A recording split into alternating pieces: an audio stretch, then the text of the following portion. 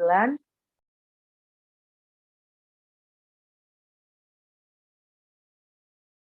adalah minimum 6 kali dari Allah. Mudah-mudahan Bapak Ibu semua panjang umur sehingga Bapak Ibu bisa mempersiapkan action plan kita, mewujudkan action plan kita sehingga anak tersebut bisa dapat menikmati dana pendidikan sesuai dengan tingkatannya. Tapi kita nggak pernah tahu di depan gitu ya, resiko bisa aja terjadi kapan saja dan di mana saja. Nah, ketika kepastian itu datang, ketika si pencari nafkahnya kepastiannya datang, harus berpulang, ya, otomatis dana pendidikan tadi terhenti gitu ya, apa yang kita rencanakan, apa yang kita cita-citakan, apa yang kita anggarkan itu terhenti sama sekali. Nah, untuk itu kita butuh yang namanya asuransi untuk memproteksi si pencari nafkah sesuai dengan besaran dari dana pendidikan yang dia siapkan. Sehingga apa? Sehingga nanti ketika si pencari nafkah sudah tidak ada, ya, anak-anak tetap bisa melanjutkan pendidikan dan gaya hidup keluarga tidak akan berkurang. Itu aja mungkin dari aku, Om Fatah. Halo, kedengaran ya? Clear. Tadi sempat hilang-hilang ya? Oh iya, ini ada gangguan ini kayaknya nih.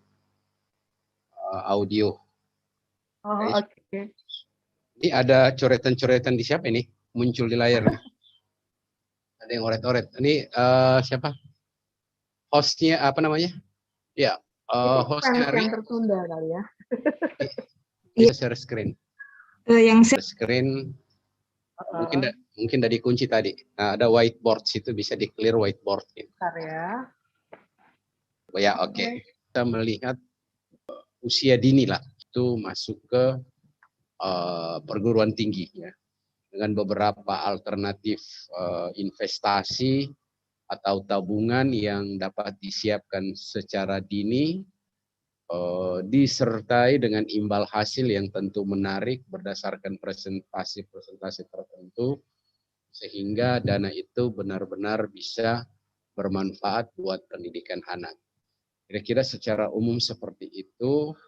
Kemudian yang kedua tentu disiplin ya, disiplin supaya ini kalau sudah nabung buat pendidikan ya jangan diganggu-ganggu lagi ya. Kadang-kadang kita ini kan penyakit kita adalah, sorry dalam tanda kutip, kita kalau udah kebutuhan-kebutuhan yang terdesak, biasanya kita mulai korek-korek itu ya dana tabungan pendidikan.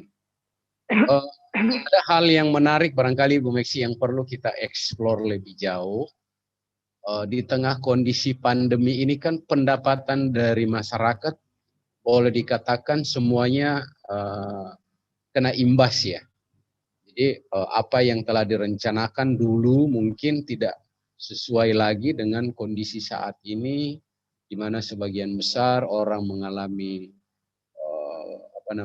masalah dari sisi pendapatan karena kehilangan pekerjaan, atau bisa jadi juga karena berkurangnya gaji atau pendapatan yang diterima.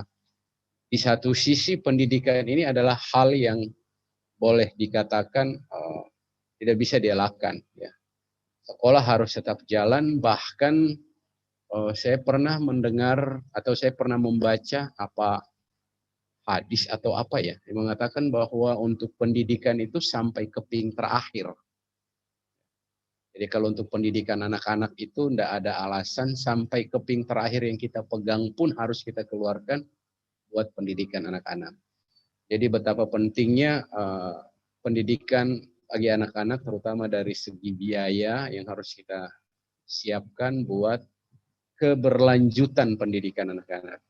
Problemnya yang sekarang ini sesuai tema kita hari ini adalah kondisi pandemi COVID yang memaksa orang tua harus memutar otak, ya.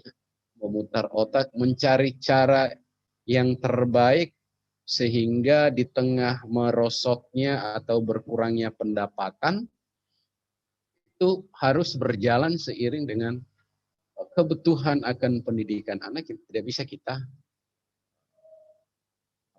tolak. Ya.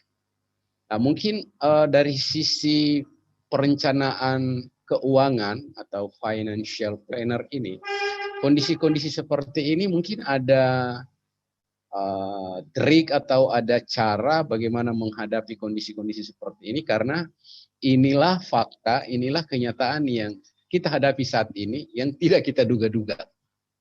Kita tidak duga-duga, bahkan udah berjalan masuk tahun kedua nih. Ada plus minusnya, saya melihat plus minusnya gini. Kebetulan anak saya kuliah di luar daerah. Plusnya ya kita biaya pendidikan itu berkurang dari sisi misalnya untuk akomodasinya, kosnya berkurang, biaya hidup bulanannya berkurang karena dia pulang kuliah di rumahnya secara daring. Jadi kita berkurang dari sisi pengeluaran untuk membiayai biaya transportnya, biaya hidup sehari-harinya, kemudian biaya kosnya, biaya kontrak atau sewa rumahnya gitu ya.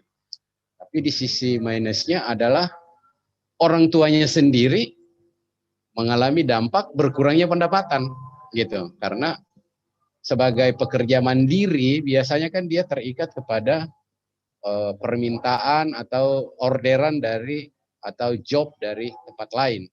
Kalau dia berpenghasilan tetap, dia fixed income yang tidak terpengaruh misalnya pegawai negeri, itu mungkin nggak masalah. Ya, karena kondisi pandemi pun dia gajinya tetap aja. Tapi kalau yang pekerja mandiri, pengusaha, profesional, itu udah pasti. Nah, ini gimana menghadapi trik-trik ini, karena sebagai penyelenggara pendidikan, kami juga menghadapi kendala seperti ini, di mana tingkat siswa atau tingkat serapan mahasiswa itu juga menurun. Menurun karena ya mau diapa, kondisinya seperti itu. Mungkin ada wawasan atau ada trik atau ada cara tertentu bagaimana menghadapi kondisi seperti ini, Bu Meksi. Silakan.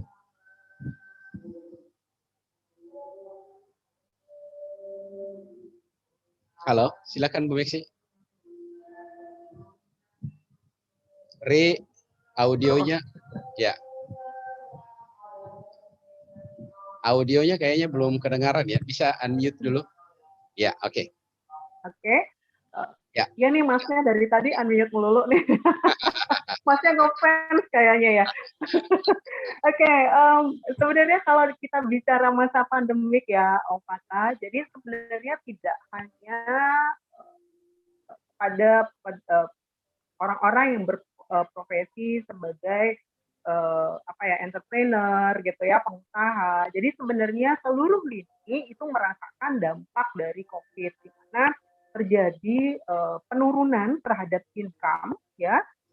Sementara kalau dari sisi kebutuhan kita naik gitu ya. Jadi kebutuhan bertambah sementara income kita cenderung lebih turun gitu. Nah, income yang turun banyak banget yang sekarang dirumahkan, kemudian banyak banget juga industri-industri juga tutup ya, sehingga semua pusing gitu ya. Sementara kebutuhan banyak, kita juga mesti harus ada ekstra nih bagi orang tua, harus siapin satu dana tambahan untuk dana kuota ya, karena anak-anak bersekolah dari, kemudian harus siapkan juga dana buat beli vitamin, karena kita harus menjaga supaya kita tetap fit. Nah, itu adalah tambahan pengeluaran gitu ya. Nah, bagaimana sih sebenarnya di masa pandemi ini sehingga walaupun kita pandemi gitu ya, anak-anak tetap harus sekolah kan ya, ceritanya gitu ya. Anak-anak tetap harus kuliah, dana pendidikan tetap harus harus disiapin gitu, nggak bisa enggak gitu kan. Nah, sebagai financial planner, saya sih sarankan begini, di kita ya harus bisa memilah mana yang kebutuhan dan mana yang keinginan, Pak Fatah, gitu loh. Ya. Jadi biasanya ibu-ibu seperti saya tuh juga gitu ya. Jadi kalau misalnya nih lebih banyak mana sih kebutuhan apa keinginan? Gitu. Misalnya, baju saya nih udah robek nih, ya kemeja putih udah robek.